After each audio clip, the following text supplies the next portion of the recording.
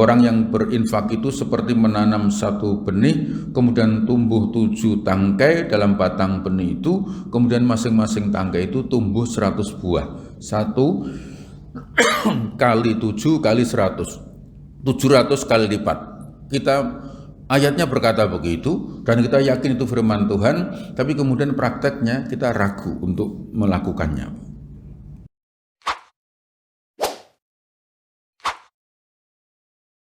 Bismillahirrahmanirrahim. Assalamualaikum warahmatullahi wabarakatuh. Alhamdulillah, salatu wassalamu ala rasulillah, la hawla wa la quwwata illa billah, amma ba'du. Jamaah zuhur rahimakumullah. Alhamdulillahi rabbil alamin. Pada siang ini bertemu kembali dalam keadaan sehat. Salat salam kita sampaikan pada Rasulullah Sallallahu Alaihi Wasallam. Bapak sekalian yang dirahmati Allah, pada siang hari ini, sebagaimana yang disampaikan, kita akan membahas bagaimana seorang Muslim berinteraksi dengan Al-Quran. Allah Subhanahu Wa Taala mengingatkan kepada kita, A'udzubillahi minasyaitonirrajim, Bismillahirrahmanirrahim. Syahrul Ramadan alladzi unzila fihi al-Quran hudal linnas wa bayyinatin minal huda wal furqan. Bulan Ramadan adalah bulan diturunkannya Al-Quran, petunjuk bagi manusia dan penjelasan atas petunjuk-petunjuk itu, dan menjadi pembeda antara yang hak dan yang batil. Bapak sekalian yang dirahmati Allah Subhanahu wa taala, maka dari ayat ini pertama yang kemudian menjadi wajibuna nahwal Quran, kewajiban kita sebagai seorang muslim yang beriman kepada kitab-kitab Allah sebagai salah satu rukun iman, yaitu meyakini tentang Al-Quran sebagai petunjuk. Nah, Bapak Ibu yang dirahmati Allah Subhanahu wa taala, kemarin sudah kita singgung sedikit dan kemudian akan kita bahas lebih dalam. Ketika kita pergi ke satu tempat, Bapak Ibu, baik sudah tahu tempatnya tapi ingin cari jalannya, atau sama sekali belum pernah ke tempat itu, maka yang sekarang ini orang modern lakukan adalah membuka Google Map.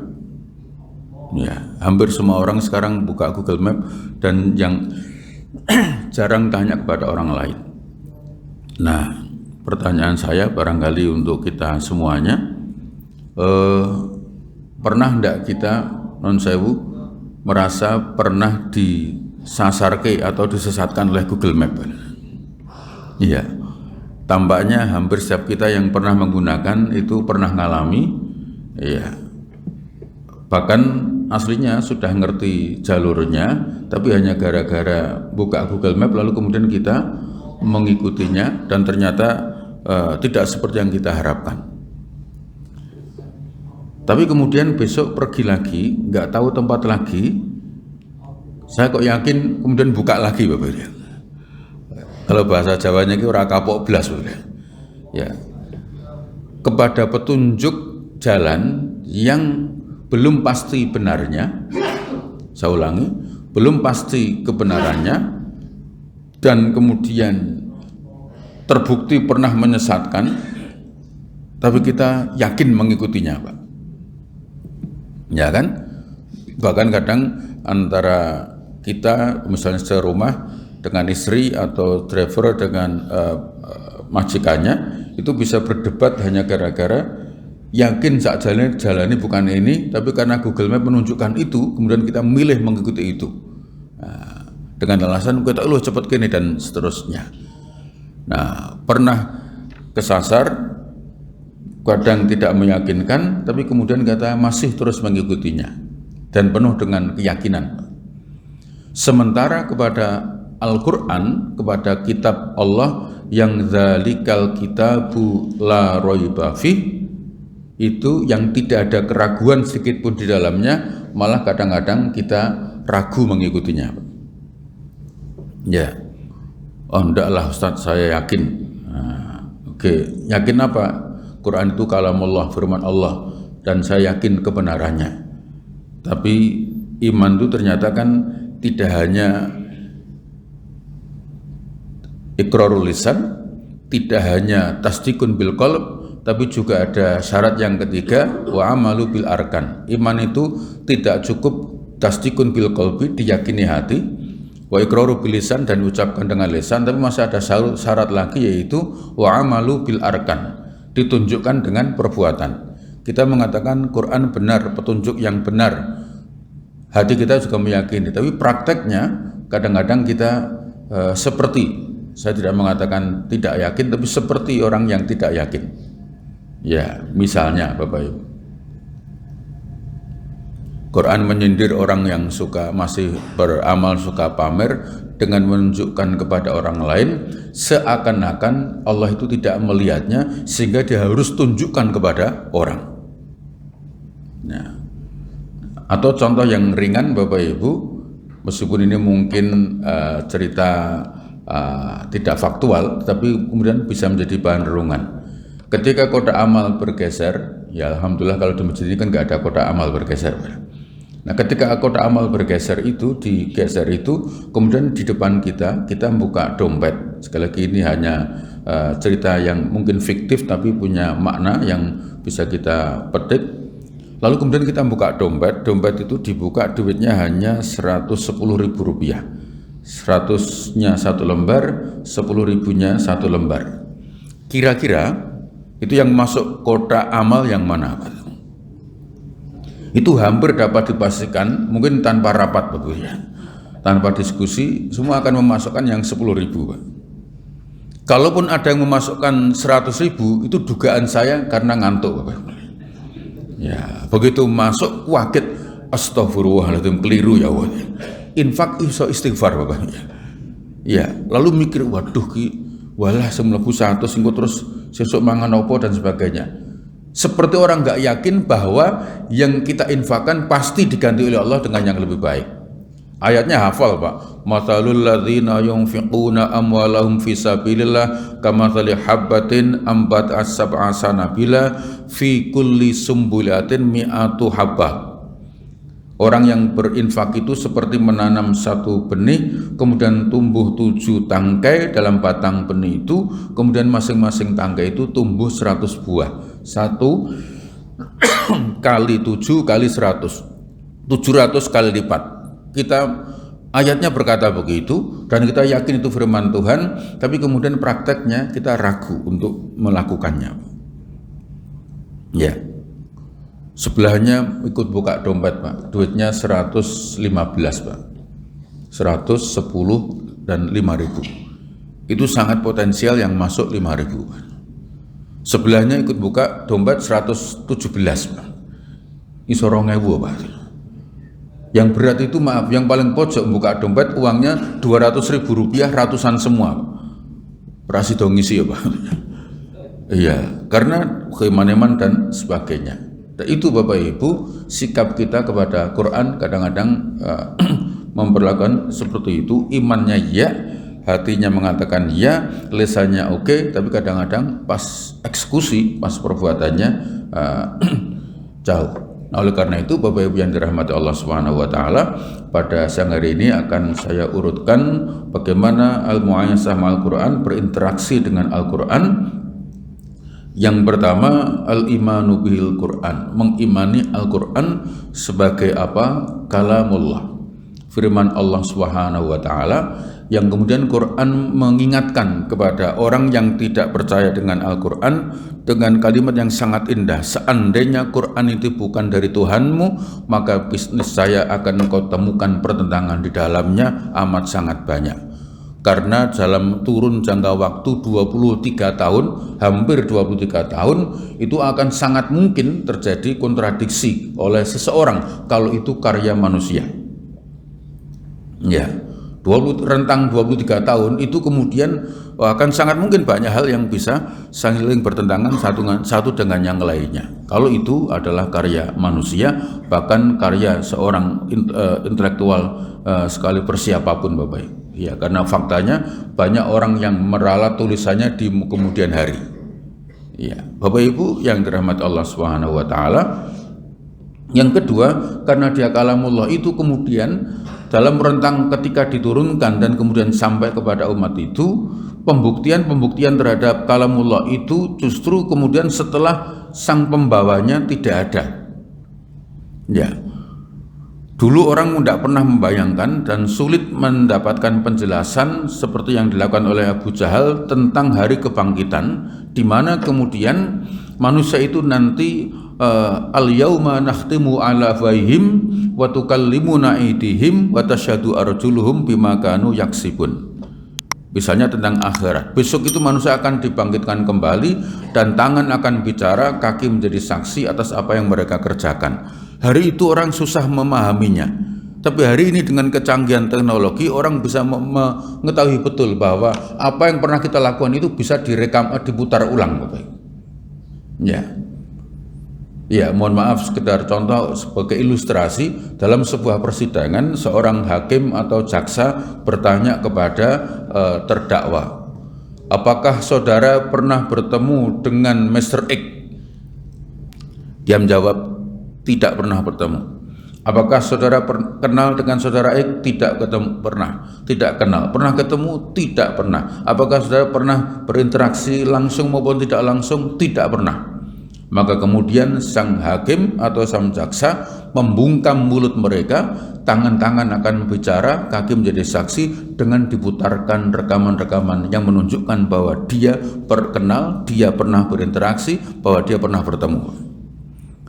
Mulut-mulut terkunci, tidak bisa ngomong apa-apa lagi karena kemudian Allah perlihatkan apa-apa yang pernah mereka kerjakan. Kalau kemudian manusia bisa melakukan itu, apatah lagi Tuhan. Maka ketika kemudian Nabi hari itu ya menjelaskan tentang nanti orang akan dibangkitkan kembali, itu Abu Jahal langsung datang ke kuburan, bawa cangkul, kemudian dia bongkar makam itu, ambil tulang-tulangnya dan dilemparkan di hadapan Rasulullah itu. Bagaimana mungkin yang kayak begini ini akan bangkit lagi? Maka kemudian Quran menjawabnya bukan dengan sihir sehingga kemudian tulang-tulang berkumpul menjadi satu berdaki, tapi kemudian Quran menjawabnya dengan sangat indah. Allah menciptakan kalian yang belum pernah ada saja bisa, apalagi sekedar hanya mengembalikan yang pernah ada. Nah, Bapak Ibu yang dirahmati Allah Subhanahu wa taala, ya maka kemudian teori rekonstruksi dibantu dengan satu kalimat ayat ini, menciptakan yang belum pernah ada saja mudah bagi Allah, apalagi hanya sekedar mengembalikan yang pernah ada, jauh lebih mudah bagi Allah Subhanahu wa taala. Dia adalah kalamullah. Maka apalagi kemudian ayat-ayat yang terkait dengan teknologi itu pembuktiannya sekali lagi setelah Rasulullah wafat. Orang hanya membicarakan marajal bahraini yaltaqiyan. Ya. Bicara tentang dua laut di mana kemudian ada dinding yang memisahkan, itu kaum muslimin zaman Nabi itu cukup meyakini.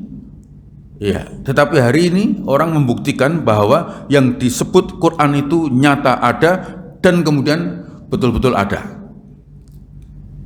Sekaligus untuk membuktikan bahwa Nabi bukan peramal, Nabi tidak pernah datang ke tempat laut itu, tapi kemudian Nabi bisa menjelaskan tentang itu untuk membuktikan bahwa ini bukan ucapan Muhammad. Rasulullah tidak pernah berenang ke pantai itu, ke laut itu, tetapi kemudian Quran menjelaskan tentang adanya dua laut yang dipisahkan oleh dinding yang tidak akan pernah bertemu di antara keduanya. Hari ini orang menemukannya. Padahal Nabi mengucapkan itu, Quran itu disampaikan Nabi kepada umat dalam kondisi Nabi tidak pernah melakukan penelitian tentang ini. Ya. Atau kemudian peristiwa tentang proses terjadinya manusia, tentang janin, bahwa ini betul-betul kalamullah. Seorang ahli kandungan Perancis menyebut ketika meneliti sebuah ayat Quran tentang proses terjadinya janin menurut Al-Quran, dari nutfah, kemudian mudghah, kemudian alaqah, semikian rupa, itu dia teliti semikian rupa, dia menyatakan pasti penyampai kabar ini adalah seorang ahli kandungan, seorang ahli kedokteran. Tapi kemudian dia mendapati Nabi secara hidupnya tidak pernah belajar tentang ilmu kedokteran. Lalu kemudian ahli kandungan ini menyatakan bahwa mungkin dia mengucapkan ini setelah melakukan penelitian dengan menggunakan mikroskop. Tapi kemudian dia menemukan fakta mikroskop ditemukan setelah nabinya tidak ada. Lalu sampai dia pada kesimpulan bahwa ini bukan ucapan manusia. Karena satu kata mudghah yang sekarang menjadi bahasa Indonesia mudigah dalam teori ilmu kebidanan, kedokteran, mudigah itu dia dari bahasa Arab mudghah, segumpal darah. Yang kemudian Al-Quran menggunakan kata alaqah. Alaqah itu dalam bahasa Arab kuno diterjemahkan sebagai lintah. Dan ternyata janin yang ada sebelum berubah menjadi manusia, menjadi khalqan akhar, menjadi bayi itu, dia adalah sesuatu yang nempel di dinding rahim yang cara makannya sama persis dengan lintah. Sehingga dia akhirnya berkesimpulan ini bukan ucapan manusia, bukan ucapan Muhammad, ini adalah sesuatu yang datang di luar dirinya. Maka kemudian dia menyatakan keislamannya. Bapak Ibu yang dirahmati Allah, ia adalah kalamullah yang oleh karena itu disebut al-mu'jizu. Dia adalah mukjizat yang kemudian dalam tanda petik menyerang akal manusia. Sehingga akal manusia yang cerdas kemudian sebagian besarnya menerima kebenaran Al-Quran, hanya kemudian sebagiannya menyatakan masuk Islam, sebagiannya mengakui kebenarannya tanpa kemudian dia bersedia masuk Islam. Nah, Bapak sekalian yang dirahmati Allah Subhanahu wa taala, Quran begitu indahnya sehingga kemudian disebut al-muta'abbudu bitilawatihi, membacanya adalah ibadah. Nah, Bapak Ibu sekalian yang dirahmati Allah Subhanahu wa taala, Al-Qur'anul Karim yang Allah berikan kepada Rasulullah yang kemudian sampai kepada kita itu lalu bagaimana? Karena sudah sampai kepada kita dalam bentuk 30 juz yang urutannya itu sifatnya tauqifi, tidak berurutan sebagaimana urut turunnya, tetapi adalah tauqifi berdasar hafalan Rasulullah SAW yang disimak atau dituntunkan oleh malaikat Jibril, sehingga dia sebut adalah al-manqulu bitawattur. Bapak Ibu yang dirahmati Allah Subhanahu wa taala, karena dia al-munazzalu ala qalbi Muhammad sallallahu alaihi wasallam. Nah, Bapak Ibu yang dirahmati Allah Subhanahu wa taala, ada orang dalam tanda petik meragukan dengan mengatakan Quran dikodifikasikan, disatukan itu setelah kemudian menjadi 4 mushaf, menjadi mushaf itu yang kemudian disebar itu dilakukan setelah Rasulullah wafat. Apakah tidak mungkin akan tercampur dengan bab ibu dengan ucapan ABCD? Maka kemudian para ahli sejarah Quran menjelaskan dengan sangat detail, karena sifat Quran itu mutawatir penyampaiannya, tidak mungkin orang melakukan kesalahan di tempat yang sama secara berjamaah, apalagi tanpa bertemu dahulu, apalagi tanpa rembukan terlebih dahulu, sehingga apa yang dibaca dan diucapkan oleh orang A akan sama dengan yang diucapkan oleh orang B, dan semikian rupa. Lalu kemudian Quran ditulis berdasarkan itu, di samping ada sahifah yang ditulis oleh Zaid bin Sabit. Nah, Bapak Ibu sekalian yang dirahmati Allah Subhanahu wa taala, sehingga kemudian karena sifat mukjizatnya itu Al-Quran bisa misalnya, maaf sekali lagi misalnya, tapi ini namanya tamannya angan-angan kosong.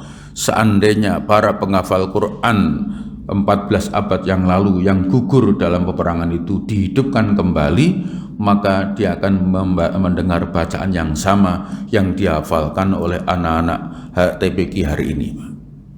Ya, bacaannya akan sama, ya. Sehingga kemudian ini tidak terjadi pada kitab apapun, sehingga dalam kaitan inna nahnu nazzalna dzikra wa inna lahu lahafidun, Bapak Ibu, Quran itu boleh diterjemahkan ke dalam bahasa apa saja, tapi bahasa aslinya harus disertakan. Sebab ketika sebuah buku atau sebuah tulisan kemudian diterjemahkan ke dalam bahasa lain dengan tidak menyertakan bahasa aslinya, maka ini sudah tidak lagi asli. Dan ketika kemudian diterjemahkan ke dalam bahasa berikutnya akan kemudian semakin jauh. Jangankan ke dalam bahasa lain, Quran itu Bapak Ibu, yang terjemahan tahun 60-an dengan terjemahan tahun 2000 aja bahasanya akan beda. Nah ini maaf, tidak dalam rangka, tidak berarti kemudian kita nggak punya nasionalisme yang baik, tetapi kemudian kita lihat bahasa Indonesia kita yang bermula dari bahasa Melayu itu melalui proses yang maaf Bapak Ibu, ketahanannya nggak cukup kuat Bapak Ibu. Bahasa Arab Quran itu 14 abad lalu dengan hari ini bahasa Arabnya sama, balaghahnya sama. Nah, kalau tata bahasanya tetap, kemudian tata keindahannya tetap. Ya. Ketika diterjemahkan, Bapak Ibu maaf kalau yang punya tafsirnya Hamka yang terbit tahun 60-an 70-an itu, hari ini terjemahannya dibaca orang sudah susah, Pak. Karena menggunakan bahasa Indonesia Melayu zaman itu. Ya, belum ada 100 tahun bahasa sudah satu bahasa sudah kesulitan difahami oleh pemilik bahasanya sendiri, Bapak. Ya ini maka kemudian terjemahan hari ini agak kemudian bisa berbeda dengan yang sebelum-sebelumnya. Apatah lagi maaf Bapak Ibu, kemudian ada upaya penerjemahan sebuah kitab suci dari terjemahan. Mohon maaf, dari terjemahan. Saya ingin gambarkan begini Bapak Ibu. Al-Quran, jangan Al-Quran dulu lah, buku bahasa Inggris, kemudian kita terjemahkan ke dalam bahasa Indonesia oleh ahli bahasa Inggris, oleh memberi kursus bahasa Inggris, oleh penerjemah bahasa Inggris berubah menjadi bahasa Indonesia. Lalu kemudian diedit oleh orang-orang yang mengerti bahasa Indonesia. Setelah jadi Bapak Ibu, buku ini singkirkan. Buku ini kemudian tidak usah lama lah, setengah tahun atau 1 tahun berikutnya diterjemahkan kembali ke dalam bahasa Inggris tanpa melihat teks aslinya oleh orang yang sama. Maka nanti produk bahasa Inggris dari terjemahan ini akan mengalami deviasi, perbedaan bahkan penyimpangan dengan teks asli bahasa Inggrisnya. Hampir dapat dipastikan. Karena bahasa itu menyangkut dzauq, menyangkut rasa, menyangkut masa dan sebagainya. Maka Bapak Ibu, Quran tidak boleh diterjemahkan ke dalam bahasa lain kecuali dengan menyertakan Qurannya, Pak. Sehingga dia mau diterjemahkan Inggris, Indonesia, Arab, Urdu atau apa saja, tapi Qurannya ada di sampingnya. Sehingga ini semuanya tetap namanya terjemahan Quran, bukan Al-Quran. Sebab kalau ini menjadi Al-Quran padahal itu terjemahan, maka kemudian nanti akan difahami lagi secara berbeda oleh orang generasi berikutnya yang sangat mungkin berbeda dengan maksud yang disebut dalam Quran yang aslinya. Dan maaf Bapak Ibu, sayangnya hal ini terjadi pada semua kitab dalam kitab suci selain Al-Quran. Ya, Bapak Ibu boleh cek kitab tetangga kita. Saya yakin kitab itu berbahasa Indonesia. Dan Bapak Ibu boleh tanya, karena saya yakin firman Tuhan itu, kalau itu disebut firman Tuhan, tidak turun dalam bahasa Indonesia. Maka boleh ditanya, ini terjemahan dari bahasa apa? Kemungkinan kalau dia dibawa dari Portugis, mungkin bahasa Portugis. Kalau dibawa dari Belanda, mungkin berbahasa Belanda. Bapak Ibu boleh tanya, sebelum berbahasa Belanda ini terjemahan dari bahasa apa? Sebelum bahasa Urdu ini terjemahan dari bahasa apa? Maka semakin jauh dari aslinya, Pak. Dan Quran tidak boleh mengalami hal itu, dan itu Allah mengingatkan inna nahnu nazzalna dzikra wa inna lahu lahafidun. Maka kemudian seandainya ini tidak ada pun kemudian di hafalan otak manusia jutaan orang bisa mengecek. Nah, maka Bapak Ibu, kita bersyukur kepada Allah, Quran ini mukjizat yang sangat indah yang kemudian Bapak Ibu bahasanya hari ini masih kemudian memiliki rasa yang sangat luar biasa difahami oleh generasi berikutnya. Sekedar contoh, kalau dia adalah kalamullah dan mukjizat itu Bapak Ibu, ketika kemudian bicara tentang Nabi Sulaiman, kisah Nabi Sulaiman itu ketika dia berjalan melewati sebuah kampung atau sebuah jalan, lalu kemudian semut berbicara dan Sulaiman mendengar pembicaraan semut itu. Kemudian semut berkata, mari segera masuk, Sulaiman dan pasukannya tidak tahu kita, nanti kita akan hancur. Sulaiman tersenyum lalu kemudian berhenti. Yang menarik Bapak Ibu, semut itu di dalam Quran tentang kisah Nabi Sulaiman disebut dengan qalat, berkatalah an-namlah, semut betina. Semut betina. Qalat itu berarti ada taknya, itu berarti yang bicara perempuan, mu'annas kalau dalam bahasa Arabnya, perempuan. An-namlah, semut betina, telah berkata semut betina. Terjemahan Indonesia itu hanya semut, Pak. Tapi kemudian di Quran dibuka itu menggunakan kata qalat, berkata semut betina. Dan hasil penelitian Bapak Ibu sekalian menunjukkan komandan semut itu betina. Komandan semut itu betina.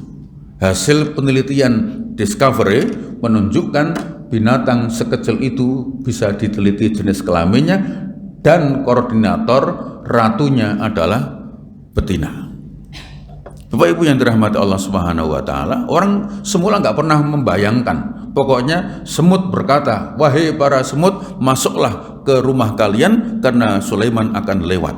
Tapi ternyata kemudian Quran menggunakan kata qalat, dan ternyata terbukti yang mengomenai semua semut, jenis semut, mau hitam, mau merah, mau bentuk apapun semutnya, semut itu dikomandai oleh perempuan, betina, maaf, bukan perempuan ya, oleh semut betina. Bapak Ibu yang dirahmati Allah Subhanahu wa taala, ini mengingatkan sekali lagi bahwa dia ketika disebut terjemahan hanya semut berkata, tidak ada kata betina di situ, maka bisa jadi satu saat akan dibuktikan salah oleh orang lain. Tetapi ketika Quran tetap ditulis, di situ tertulis qalat, pakai ta, bukan kola tapi qalat, berkata semut betina. Bapak Ibu yang dirahmati Allah Subhanahu wa taala, maka kemudian atau kemudian kisah-kisah lain yang bisa kita petik dari peristiwa-peristiwa sejarah yang kemudian menjelaskan kepada kita tentang hal-hal yang ditanyakan oleh orang-orang Yahudi untuk membuktikan apakah Muhammad itu nabi betul atau hanya nabi palsu. Ditanyakan dua hal, tentang kisah Ashabul Kahfi dan kisah tentang Dzulqarnain. Bapak Ibu, kita mungkin pernah belajar tentang sejarah dunia. Di antara sejarah dunia itu bicara tentang Alexander the Great, penguasa Romawi, ya, yang luar biasa. Quran menyebutnya Dzulqarnain, Dzu yang memiliki, Qarnain dua tanduk. Bapak Ibu pernah nonton film itu? Alexander the Great, Alexander yang agung, itu digambarkan dengan topinya, kekuasaannya dengan dua tanduk itu. Dan saya yakin pembuat film yang Romawi itu tidak membaca Quran, Bapak Ibu. Ya, tapi kemudian Quran menyebut Dzulqarnain, yang dimaksud memiliki dua tanduk itu adalah dia kekuasaannya meliputi Romawi di barat dan Persia di timur dalam satu kekuasaannya. Dan itu terjadi pada masa-masa menjelang lahirnya Nabi Isa alaihissalam. Nabi Muhammad bukan ahli sejarah, tapi bisa menjelaskan dengan baik. Yang kedua tentang Ashabul Kahfi, sesungguhnya berapa jumlah anak mudanya dan berapa anjingnya itu. Dalam cerita-cerita Yahudi tidak disebutkan jumlahnya secara pasti, tapi kemudian Quran menjelaskan kepada orang-orang Yahudi, sebagian Yahudi menyebutnya ada 5, ada 7 dan seterusnya sebagaimana kemudian Allah jelaskan. Tetapi maaf, Yahudi itu bertanya hanya sekedar untuk ngecek, bukan untuk beriman. Nah, dia ketika jawaban Nabi benar, oh ya wis berarti memang Nabi. Wis ngono tok ibadah. Ya, iya. Tidak kemudian mereka beriman, hanya untuk mengetahui saja. Nah, apakah kemudian kita juga akan seperti Yahudi? Nah, itu pertanyaan kita, Bapak Ibu. Terus diceritani ngoyo-ngoyo kemudian tetap oh ngono tok. Nah, begitu Bapak Ibu yang dirahmati Allah. Oleh karena itu kita mesti ta'limuhu dan ta'allumuhu. Ta'allum atau ta'lim. Kita mau belajar atau yang mengajar. Kita tinggal pilih terhadap Quran ini apakah kita termasuk orang yang ingin mengajar atau ingin belajar. Kedua-duanya baik Bapak Ibu. Kalau kemudian kita memiliki kemampuan mengajar, alhamdulillah. Tapi kalau tidak, mari kita terus belajar. Bacaan saya kurang bagus Ustadz. Alhamdulillah Nabi menyatakan membaca Quran fasih Allah turunkan rahmatnya, membaca Quran terbata-bata Allah berikan 2 pahala. Yaitu 1 pahala membaca, 2 pahala usaha atau ikhtiarnya. Ya, maka Bapak Ibu, terus Ramadan ini menjadi bulan yang sangat indah yang di dalamnya Quran diturunkan. Mudah-mudahan kita juga sempat untuk membacanya.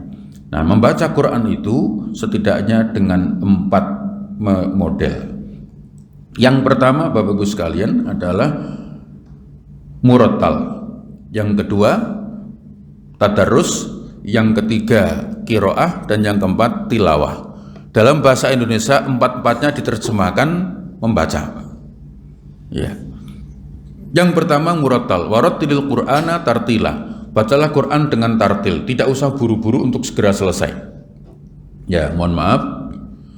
Misalnya kita membaca Quran, Bismillahirrahmanirrahim, ada jeda berhenti sejenak. Tabarakalladzi biyadihil mulku wa huwa ala kulli syai'in qadir, berhenti sejenak.